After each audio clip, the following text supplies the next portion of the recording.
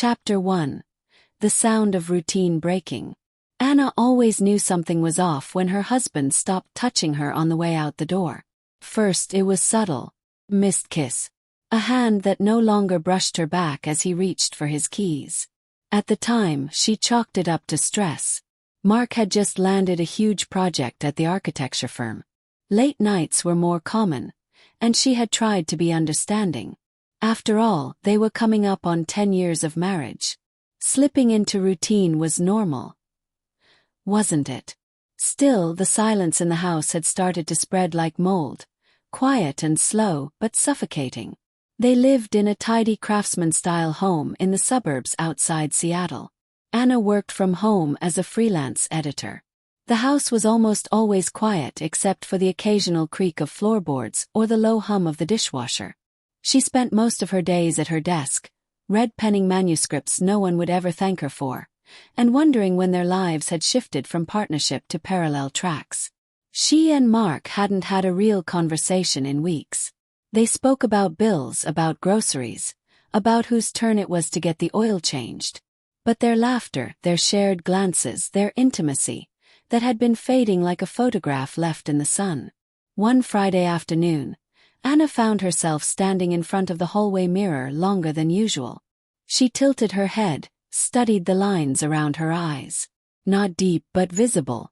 She was 38 and still beautiful in the way women are when they stop pretending they're 25. But something in her expression was changing.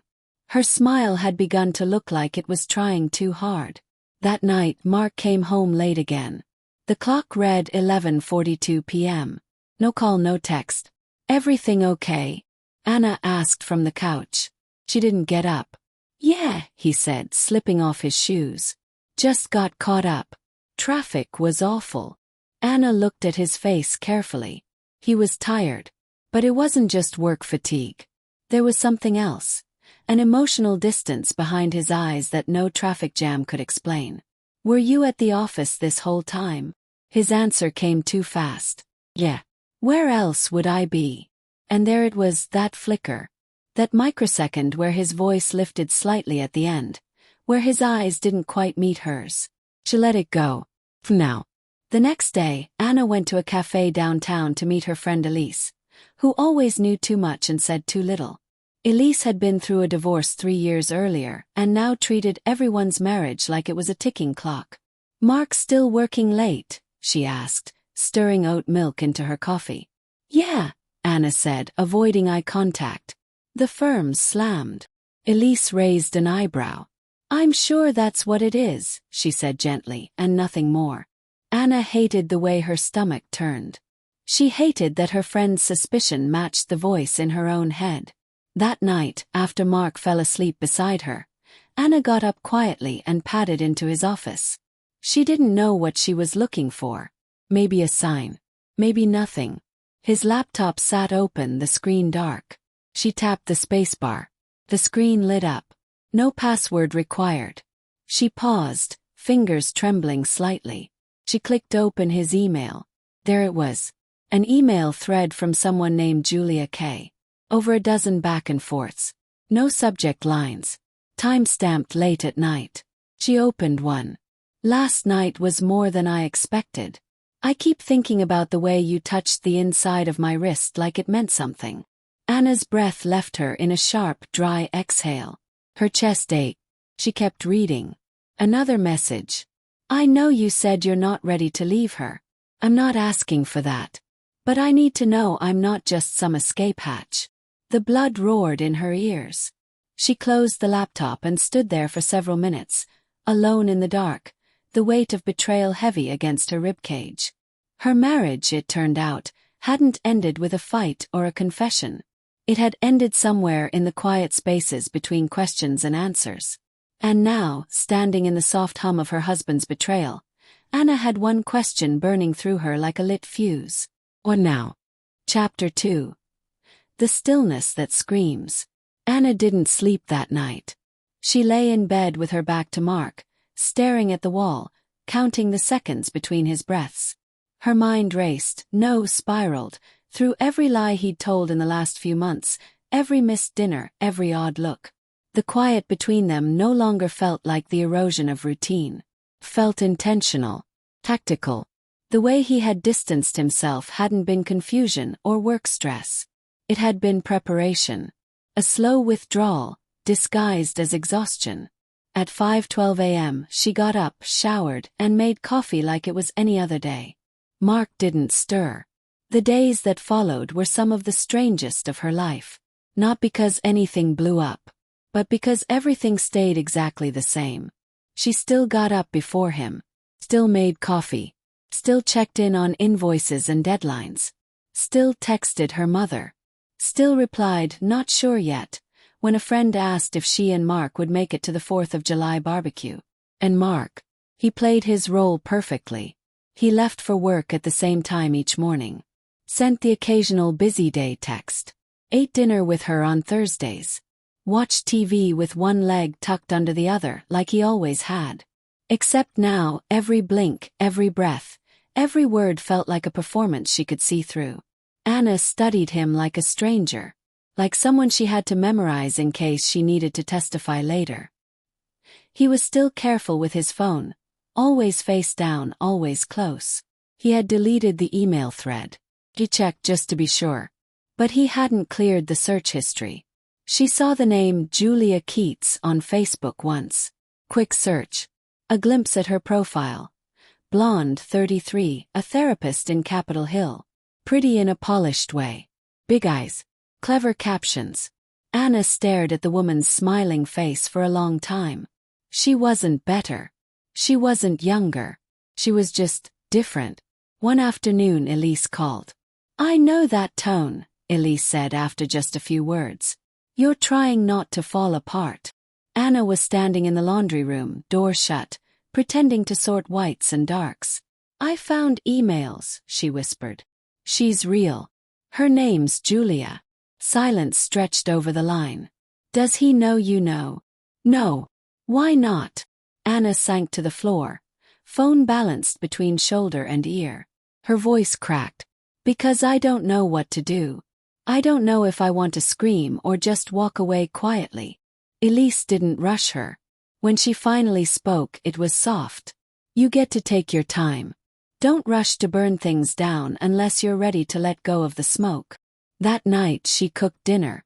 Grilled salmon. Roasted asparagus. The kind of meal she used to make when she wanted to feel close to Mark again. When effort still felt like a bridge.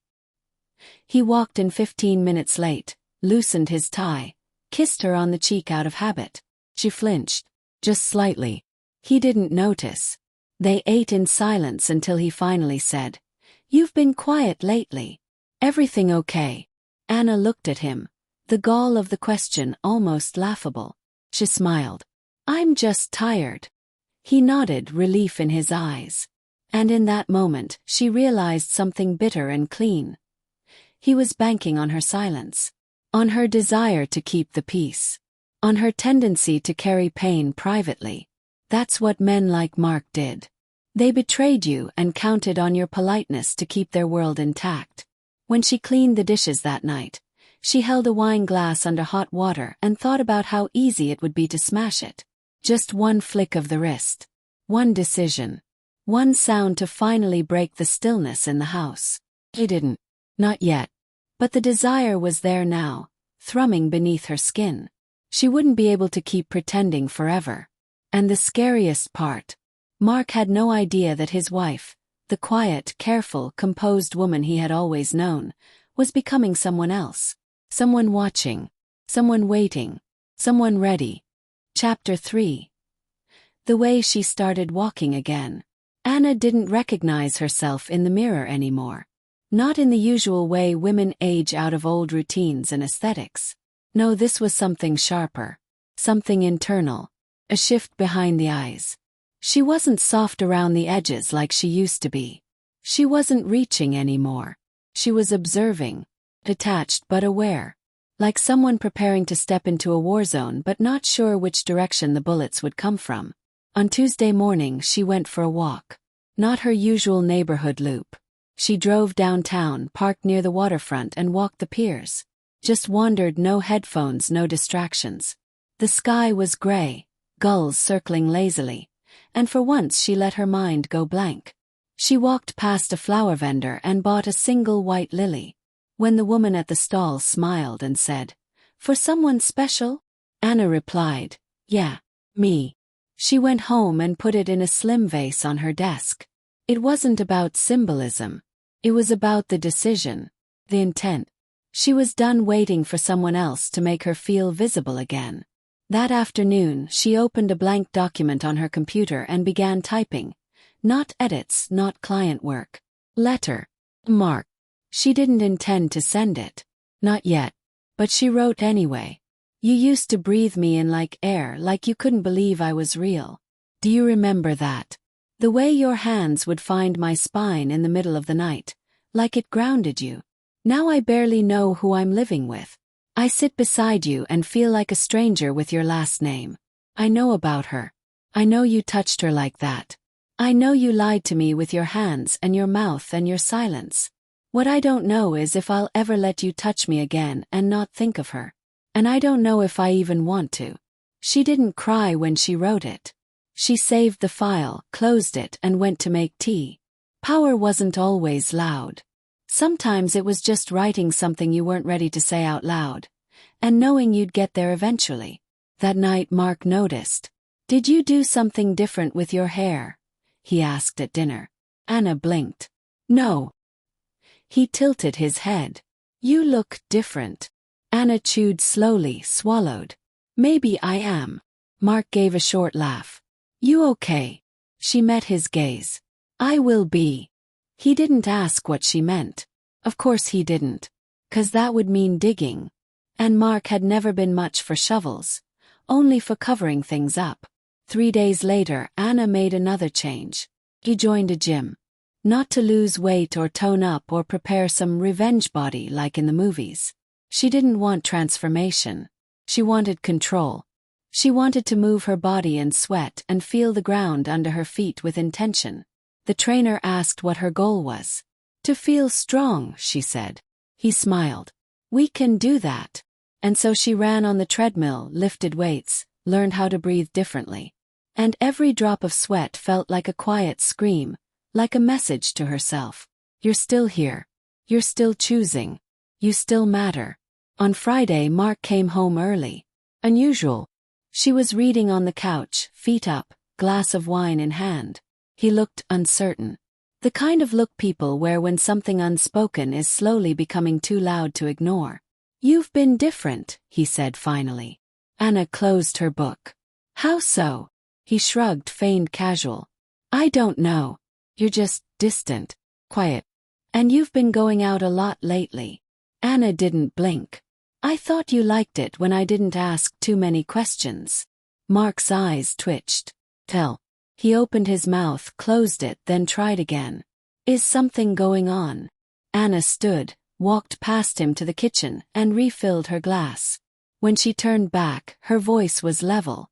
"Come. I think you should ask yourself that question." And then she walked upstairs. Mark didn't follow. She heard him standing there in the kitchen long after she shut the bedroom door, surrounded by silence that he had helped create, and now didn't know how to survive inside. Chapter 4. Something he could feel. Mark started waking up earlier. Not drastically, just 15-20 minutes sooner than usual. Anna noticed it right away. She noticed the way he lingered in the doorway of the kitchen as she poured her coffee, the way he seemed to study her like he didn't quite recognize the shape of the woman in front of him anymore. She didn't give him the comfort of explanation. Because it wasn't hers to give. He'd made the choices. He'd lit the match. Now he was feeling the heat. One evening, Anna got home late. She'd been at the gym longer than usual, then stopped by a bookstore downtown, then sat in her car for a full 30 minutes just listening to the rain and thinking about nothing.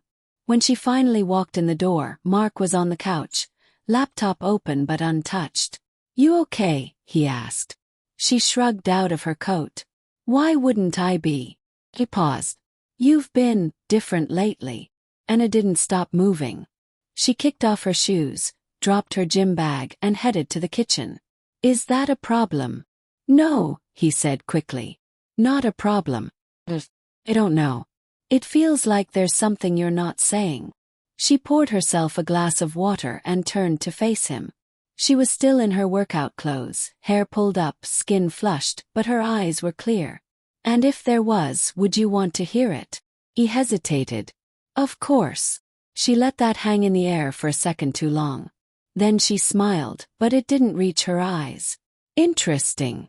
That night, while Mark was in the shower, Anna opened his laptop again. She didn't have to dig deep. Julia's name was still there in his email, just less frequent now. Shorter replies. Colder tone. One message, sent at 11:17 p.m. the week before. You're pulling away. Can feel it. I'm not going to chase you, Mark. I deserve better than this. And his response, nearly 2 hours later. I'm sorry. Things are complicated right now. Anna stared at the screen. Complicated. That's what he called the unraveling of 10 years of marriage. That's what he called betrayal, lies, omission, and cowardice. She didn't feel rage. Not the kind she expected. She felt something deeper. Pity. For Julia. For herself. For the version of Mark who thought he could balance two lives and not eventually drown in both. The next morning, Anna did something she hadn't done in years. She made plans without Mark. Not just casual lunch. She booked a weekend away at a little boutique hotel in Port Townsend, 2 hours up the coast. She didn't ask. She just printed the confirmation, left it on the counter and packed a bag. When Mark came downstairs and saw the note, his voice cracked slightly. You're leaving. Just for the weekend. Alone. Yes. A long silence. He looked at her, but she didn't return the gaze. I didn't realize things were this bad, he said finally. Anna turned to him, tilting her head slightly. You didn't realize. Mark, you've been living in a different relationship behind my back. What exactly were you waiting for? An engraved announcement. He flinched like the truth had slapped him across the mouth. And then, for the first time since she'd found the emails, he looked scared. I didn't mean for it to go that far. Anna almost laughed.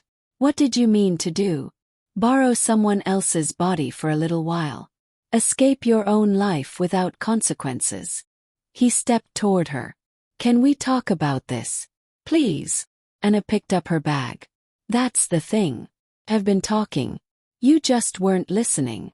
She opened the door, let the cool morning air rush in. I'm not leaving to punish you, Mark. I'm leaving to remember what it feels like to be me without you. And she walked out. The drive to Port Townsend was quiet. No music, no calls. Just the road and the sea and the hum of her own breath. At the hotel, she checked in under her maiden name. Not out of anger. Out of clarity. She wasn't trying to start over.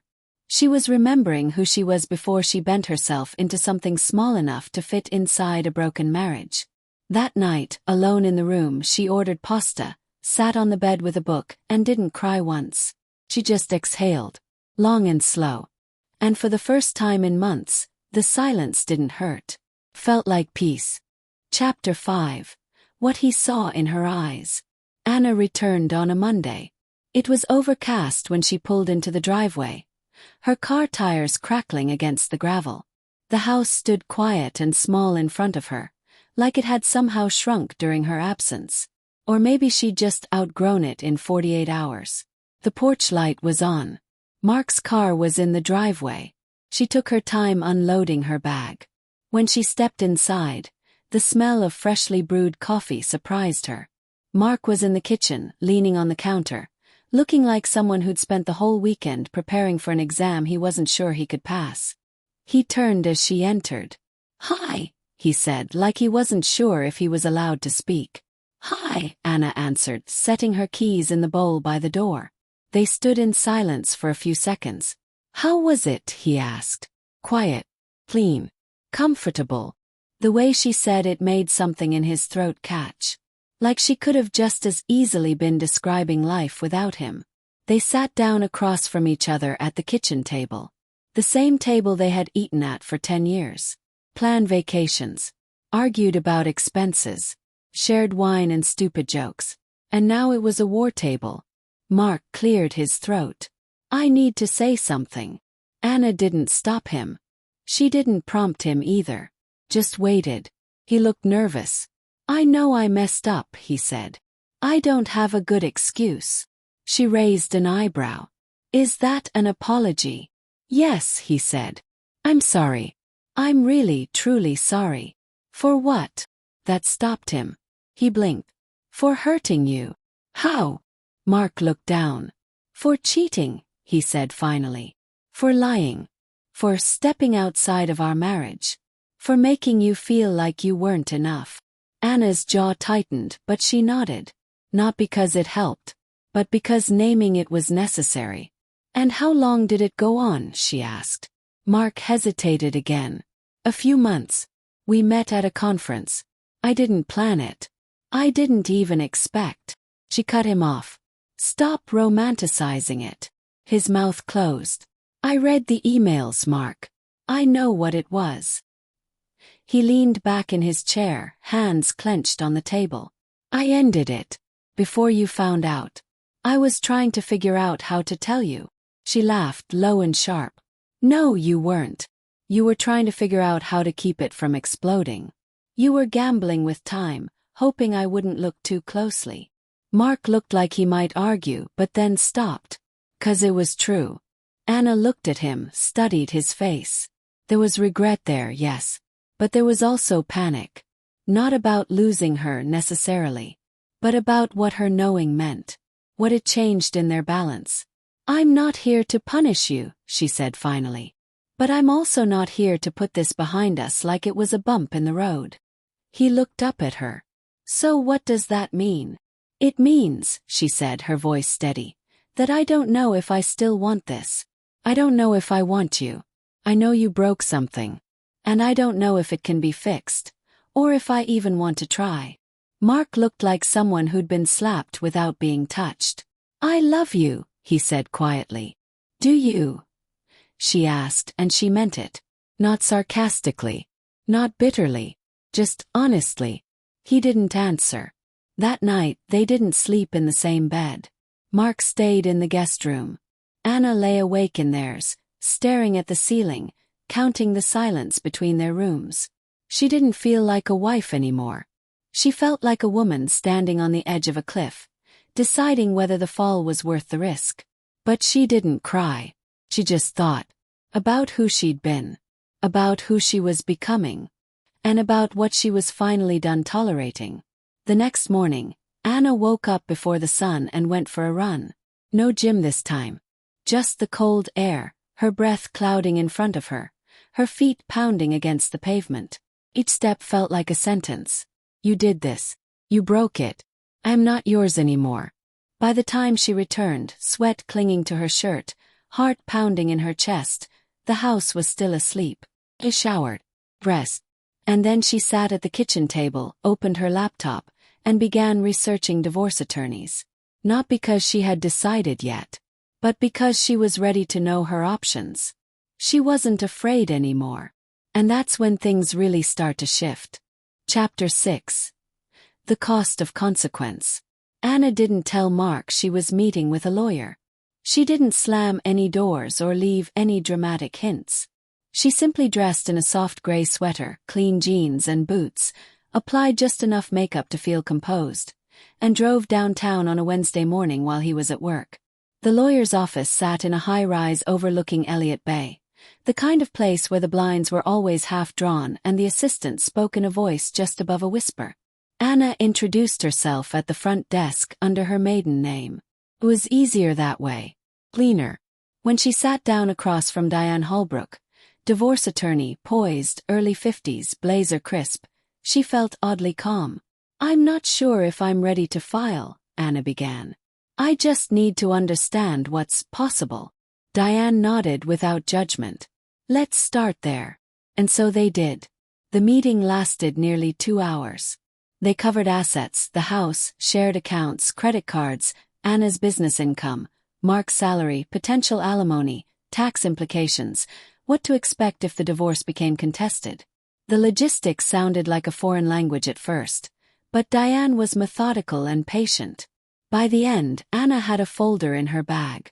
Names of appraisers, tips on protecting digital privacy, a list of steps to prepare emotionally and financially in case she chose to move forward. "You don't have to decide today," Diane said gently as she walked Anna to the elevator. "But you've taken the hardest step already. You came here." Anna nodded. "Thank you." She rode down 28 floors alone, heart thudding. The elevator felt like a capsule between two versions of her life. When she stepped out, she didn't feel lost. She felt aware. That night she cooked dinner like normal. Pasta, salad, nothing complicated. She set the table. Mark walked in on time for once, like he'd been trying harder to come home properly. He kissed her cheek again. She didn't flinch, but she didn't kiss back. They ate mostly in silence. He tried to make small talk, mentioned a coworker's birthday lunch, a new coffee place near his office, but she didn't bite. And he noticed. "You're somewhere else tonight," he said after a long pause. Anna wiped her mouth gently with a napkin. "I'm just tired." Mark studied her face. "Tired of what?" She looked at him. And for a second he saw it, the quiet strength behind her eyes. The part of her that had changed during that weekend away. The part he couldn't reach. Anna said nothing. And that silence was louder than any argument they'd ever had. The next morning, Mark woke up to find her side of the bed made. He walked into the kitchen and found her sipping tea with her laptop open, a spreadsheet pulled up. Budgets. His stomach tightened. "You're planning something," he said without thinking. Anna didn't look up. "Shouldn't I be?" He crossed his arms. "We haven't even had a chance to talk this through." "We are talking," she said flatly. "You're just not liking what you're hearing." "Anna," he said, voice lowering. "I made a mistake. But I came back. Stop. Chose us.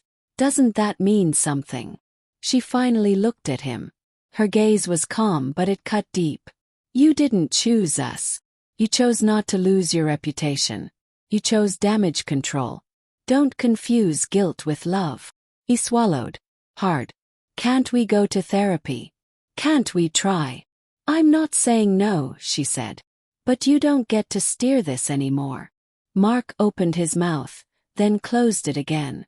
For once he had no script. He didn't know who he was with her like this. Strong, quiet, clear-eyed. And she didn't seem interested in helping him figure it out. Over the next week, Anna made more changes. She transferred a portion of their joint savings into an account in her name. She contacted a real estate agent, discreetly, to get a valuation on the house. She even took a solo dinner out to a restaurant they used to go to together, ordered her favorite dish, and didn't think about Mark once while she ate it. She was practicing living alone. Not because she was sure she would, but because she needed to know that she could.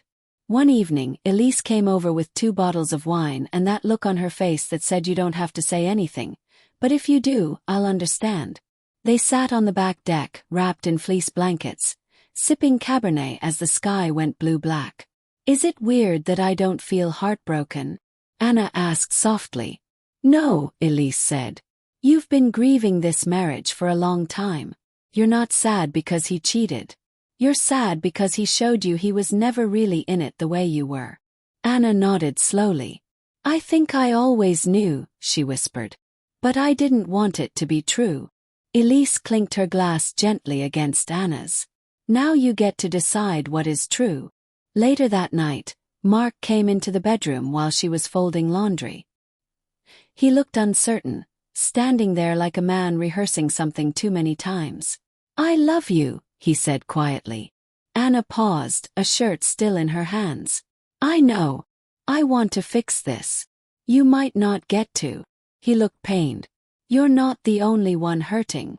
Her eyes narrowed, not in cruelty but in clarity. "I'm just the only one who didn't deserve to." Chapter 7. A version of the end. The day Anna told her mother, the sky was clear. They were sitting on the patio of a small cafe, warm light filtering through the trees, the kind of day that made the city feel like it was holding its breath. Her mother was stirring sugar into her coffee, talking about a book she was reading, and Anna, without ceremony, just said it. Mark cheated on me. The stirring stopped. Her mother looked up, her eyes narrowing not in confusion, but in disbelief. What? It went on for months. Emails. Late nights. A woman named Julia. Silence stretched between them like glass about to crack. Then softly, "What are you going to do?" Anna looked out at the street, people walking past with their lives intact. "I don't know yet. But I met with a lawyer." Her mother didn't gasp, didn't argue. She just reached across the table and squeezed Anna's hand. "I'm sorry," she said. "And I'm proud of you." Anna's chest tightened. She didn't cry. But for the first time, she felt the grief settle somewhere behind her ribs. Not wild or sharp, just steady. Mark could feel her slipping away. He could sense it in the way she no longer tried to fix things. In the way she responded to his texts with single-word answers. In the way she'd started locking her phone and closing her laptop when he walked into a room. His own old habits turned back on him like a mirror. She had changed the Wi-Fi password. She had moved her documents off the shared cloud. She had become a version of herself he didn't recognize. And it terrified him. One night, Mark knocked on the bedroom door, because it was hers now. He had taken the guest room quietly after their last conversation. They hadn't made it official, but the boundaries had formed like new coastlines after a flood. Anna was reading, knees tucked under her, glasses on. He stood there looking lost. "Can I talk to you?" She marked her page, didn't speak, just nodded. He stepped in. "I've been thinking about everything, and I want you to know that I'm willing to do whatever it takes. Therapy, counseling, separate vacations. You name it." Anna watched him. He was sweating slightly. Desperate. Maybe even sincere. But sincerity didn't erase what had happened. "What do you want from me, Mark?" His voice caught. "I want my wife back." She nodded slowly, more to herself than to him. "I was your wife. Through everything. Even while you were lying. I never stopped being here. You're the one who left." "I know that," he said. "I know. But I panicked. Felt stuck. I felt invisible. I didn't think you'd care. You didn't think I'd care." Her voice finally rose, just slightly. "You thought you could disappear into someone else's bed and I'd still make your coffee in the morning?" "No, He stopped himself. "I thought you'd never find out." And that was the closest he'd come to the truth. Anna stood. She walked to the dresser, pulled something from the top drawer, and handed it to him. A sealed envelope with his name on it, written in her handwriting. "What's this?" "A letter," she said. "I wrote it the day after I found out. I never gave it to you because I didn't know if I wanted you to know how bad it hurt." He looked down at it. "Can I read it?" "Not here." He looked up. "I want you to go. For tonight. I need space." He hesitated. And then, slowly, he nodded. She watched him walk away again. But this time it didn't feel like loss. Felt like peace. The next day, she got an email from the real estate agent. The house was worth more than they'd expected. It would sell quickly if she chose to list it. Anna stared at the message, imagined her life in a new apartment or a townhome, or somewhere smaller and easier to hold on her own. She didn't respond right away. But she didn't delete the message either. That night, she went through old photo albums. Not out of sentiment but to understand. There they were. Their honeymoon in Santorini, Thanksgiving with friends, a blurry picture of Mark dancing with her at someone's wedding. For a second, she wondered if she had imagined the happiness. If her version of their love had been too generous. But no. They had been happy. And that was what made it worse. He hadn't cheated because she was cold, or unkind, or absent. He had cheated because he could. Because the door was there and he'd walked through it. That, more than anything, was what Anna couldn't forgive. At 10:41 p.m., Mark texted her. "I read the letter. I'm so sorry. I didn't realize how much I broke you." She stared at it. And after 2 minutes, she replied. "You didn't break me. You broke us." Chapter 8. The door she opened for herself. Anna moved through the house differently now. Not like a wife returning from war. Not like someone preparing to leave everything behind. But like someone who owned her own presence. She didn't tiptoe around his moods.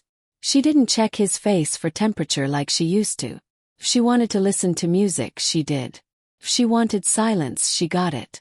She no longer paused to consider how Mark would respond to any of it. She wasn't cruel. She just no longer asked for permission to exist. It was subtle at first. The way she stopped folding his laundry. The way she only stocked groceries for one. The way her calendar filled with appointments he wasn't part of. Pilates on Thursdays, a dinner with Elise, a book club she never used to have time for. Mark noticed. Of course he did. Because for the first time in their marriage, he was no longer at the center of it. One Saturday morning, Anna got a text from her brother Adam. "Hey. Haven't seen you in forever. You okay?" She stared at it for a long moment before responding. "I'm okay now. Want to grab brunch tomorrow?" They met at a little cafe they used to love before time and adulthood chipped away at their closeness. Adam was one of the few people who saw Anna as she really was. Who remembered the girl who used to dream big and fight hard and laugh like she didn't owe the world an apology. He hugged her for a long time when he saw her. And when they sat down and she told him everything. Mark, the affair, the silence that followed.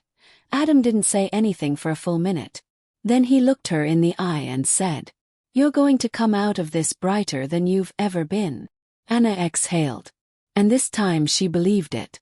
When she got home, Mark was in the garage trying to fix a leak in the water heater. He wiped his hands and greeted her with a hopeful smile, like they were living inside a second chance he had created in his own mind. "How was brunch?" "Good," she said. He hesitated. "You look lighter." She nodded, and there was no hostility in her voice when she replied, "I am." That night she called her lawyer.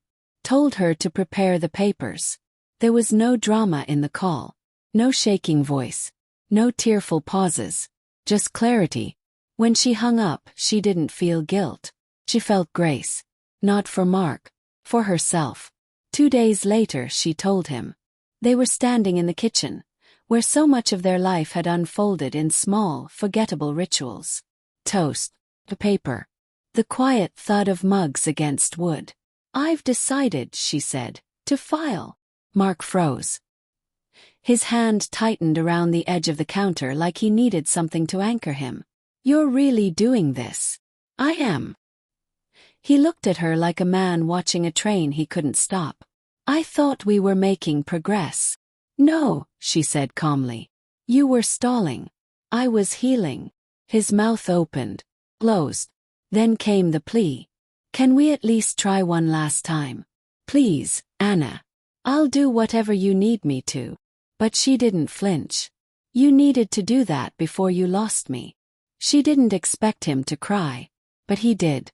Right there in the kitchen where he used to make her laugh while slicing onions, where they had danced once, barefoot and tipsy, to an old Sam Cooke song. He cried hard and she stood still. Not unmoved, but unmoved enough. That evening, she emailed her real estate agent to proceed. She pulled her name from the utilities. Started separating accounts. It wasn't vindictive. It was logistical, practical, intentional. Every step she took was a line drawn between two lives, then and now. A week later she met with Elise again. This time they walked by the lake. Anna talked about neighborhoods she liked, furniture she might keep.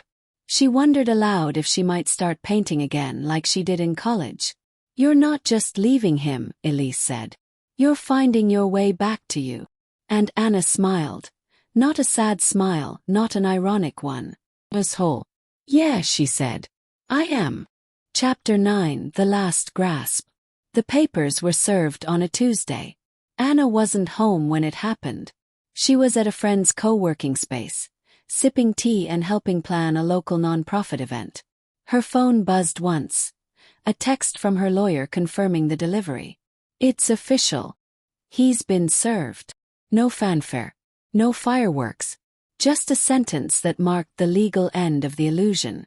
She stared at the message for a long moment, then turned the phone face down and kept working. Meanwhile, Mark stood in his driveway with a manila envelope in hand, eyes locked on the name typed in clean, impersonal font, Mark D. Taylor. For several minutes he just stood there. The papers were thick. Final. Not just a threat. Not a wake-up call. A decision. And not his. That night, he waited for Anna in the kitchen. The house was quiet. TV off. The lights dim. When she walked in, she saw him sitting at the table, papers spread in front of him like a broken contract. "I didn't expect you to actually do it," he said. Anna set down her bag. "You should've. I thought we still had time." "We didn't," she said simply. "You just wasted it." He ran a hand through his hair, eyes red. "You're really going through with this?" She nodded. "Yes. After 10 years. You ended it in year 9, she said, her voice calm. "I'm just closing the door you opened." He stared at her like he was trying to remember who she was. As if her face had been replaced by someone else's. But she was more herself now than she had been in years. "I don't know who I am without you," he said suddenly. Anna tilted her head. There was no cruelty in her expression, just sad honesty. "You should figure that out." "I had to." Over the next week, Mark tried everything. He left notes, cooked dinner, reshared old photos on social media with vague, nostalgic captions. He even emailed her a playlist. Anna listened to none of it. Not because she hated him. Because she'd already said goodbye. To the version of him that had mattered. One afternoon he showed up at her office. Unannounced. He looked tired. "Hello. I just wanted to talk," he said, standing in the doorway of the design studio where she now freelanced. Anna stood up slowly, walked him out into the parking lot. "You can't come here," she said, not angrily but firmly. "This isn't your space anymore." He nodded. But then, tears in his eyes. He pulled something from his jacket. Small box. Her wedding ring. "I kept it with me," he said. "Just in case you changed your mind." She stared at the box. At the band she once loved. The symbol she had once believed could weather anything. "I didn't change my mind," she said softly. "I changed my life." He didn't follow her when she turned away. Back home that night, she sat on the porch with a blanket and a mug of tea. The air was cooling down. Spring was trying to take shape. And for the first time, she noticed the silence in the house wasn't hollow anymore. It was hers. Her decisions. Her peace. Her story. She thought about the ring. Box. His face. And then she thought about the next apartment. The art studio she might sign up for. The way her heart had begun to beat fully again. Not for anyone else. For herself. A week later, Mark moved out. He didn't say goodbye. Just left a key on the counter along with a note. "I was wrong. You didn't walk away. You just stopped waiting for me to notice I was already gone." She read it once. Folded it up. Put it in a drawer. And then opened her laptop. The apartment downtown had called back. Lease was ready. She signed it. And smiled. Chapter 10. The Life She Builds. The apartment was small, but it was hers. It was different than the house she and Mark had picked together. Smaller rooms, no backyard, a cramped kitchen, but it was exactly what she needed. The walls were blank for now, but they weren't empty. She could fill them with whatever she wanted. She could make them hers. The first night there, she unpacked a few things, settled into the new space, and sat on the couch, alone but not lonely. The night outside was soft with rain, the sound soothing against the windows. Anna didn't feel the weight of the past pressing down on her. She didn't feel the sharp edge of regret or anger. It had all faded into something far quieter. She was finally at peace. A month later, she bumped into Elise at a farmer's market. And Elise's face lit up when she saw her. "I haven't seen you in so long. How's it going?" she asked, practically glowing. "Good," Anna said, grinning. "Better than good." Elise raised an eyebrow. "What's that mean?" "I signed the lease on a new place," Anna said, excitement in her voice. And I'm taking that painting class I've been talking about forever. I've already started. Oh, and I've been going to a lot of yoga classes too. Lise laughed. You're killing it. Anna felt the warmth spread inside her. It feels like I'm just starting to live again. The next few weeks felt like a blur of new beginnings. Anna painted more than she'd ever imagined she would, her once hidden brushes finding their way back to her hands. She went to art shows, even hosted one of her own in the living room of her new apartment. People came. People saw her. And for the first time, she wasn't hiding in the background, waiting for approval or validation. She wasn't waiting for anyone. Her social life grew fuller, too. Not in a desperate way, but in the way of new connections, real friendships, new conversations, new energy. She learned how to exist in a world where she didn't need permission to breathe. She started feeling the things she'd buried before. Passion for her work. An appetite for travel. A deep love for her own reflection in the mirror. She had space to remember who she was before she ever became Mark's wife. And sometimes when she thought back to everything, to all the days they had spent together, she didn't feel anger or bitterness anymore. Just a quiet understanding. That was the man she had loved, and this was the woman she was becoming. She didn't need Mark to see her anymore. 3 months passed. It was a Tuesday, just like the day she'd signed the divorce papers. Anna had taken a day off work to rest, but as the morning passed and she sat with a book in her lap, her phone buzzed with a text. It was from Mark. I've been doing a lot of thinking. About everything. About what I lost. I just wanted to say I'm sorry. I never really saw you until now. She read the message. Slowly. Her finger hovered over the reply button, but then she set the phone down. She didn't feel the need to respond. Not because she was angry. Not because she hated him. Because she didn't need him to apologize anymore.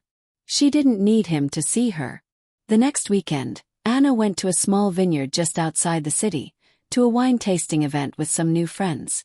As she walked through the rows of vines, breathing in the air, a thought crossed her mind. This is my life now. I'm not here because I'm waiting for something to happen. I'm here because I'm choosing it. And she was choosing it every day in every little action. In every quiet moment. She chose herself first. Later that evening, as she sat outside, sipping wine and listening to the evening hum, Anna thought about the woman she was now. The woman who no longer allowed herself to be tethered to someone else's mistakes. The woman who had been through a storm, who had faced a painful truth, and who now had a life that was entirely hers. For the first time in years, Anna didn't feel like she was surviving. She wasn't just getting by. She was living.